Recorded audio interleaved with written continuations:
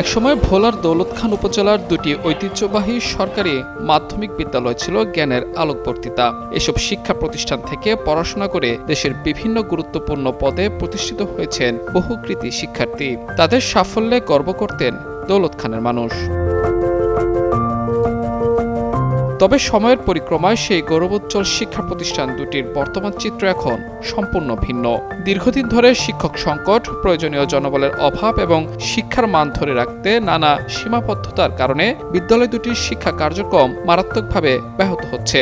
এতে শিক্ষার্থী, অভিভাবক ও সচেতন মহলের মধ্যে দেখা দিয়েছে গভীর উদ্বেগ। এই বিদ্যালয়ের শিক্ষক সংকটের কারণে পাঠদান কার্য সঠিকভাবে চলছে না। তাই আমরা পুরো বিদ্যালয়ের পক্ষ থেকে আমরা দশম শ্রেণীর শিক্ষার্থীরা মাননীয় প্রধানমন্ত্রী এবং শিক্ষামন্ত্রীর কাছে আবেদন জানাচ্ছি যাতে পর্যাপ্ত পরিমাণ শিক্ষক নিয়োগ দিয়ে আমাদের এই সমস্যাটিকে সমাধান করা হোক। বিদ্যালয়ে শিক্ষক সংকট চলছে।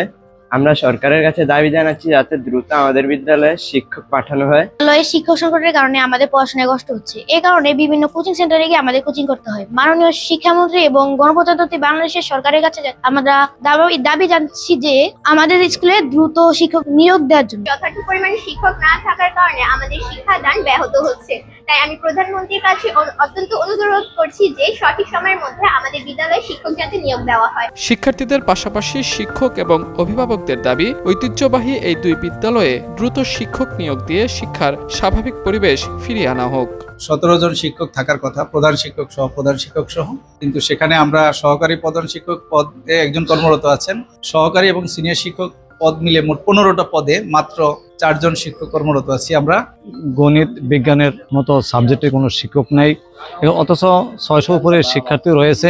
শিক্ষক সংকটের কারণে ভীষণভাবে শ্রেণী কার্যক্রম ব্যাহত হচ্ছে। বর্তমান শিক্ষামন্ত্রীর কাছে অনুরোধ জানাচ্ছি এই শিক্ষক স্বল্পতা দূরকরণের জন্য তিনি যাতে দ্রুততার সাথে ব্যবস্থা গ্রহণ করেন।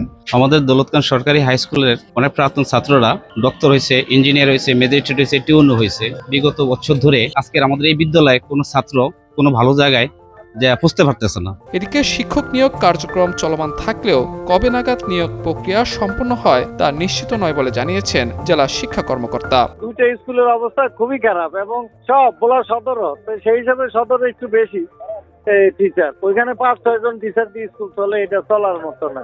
এই শিক্ষক নিয়ে আমি সেদিন ডিডি স্যারে আসছিল, ডিডি স্যারের নিয়ে এই এসএসসি পরীক্ষা যেদিন শুরু হয়েছে তারপরের দিন পরীক্ষা ছিল না, ডিডি স্যারের নিয়ে আমি এই দৌলতখা বয়েজে পড়ছি, গার্লসের স্যারেরাও আসছে। সেটা নিয়ে অনেক আলোচনা হয়েছে, অনেক কিছু, আমিও সবই জানি।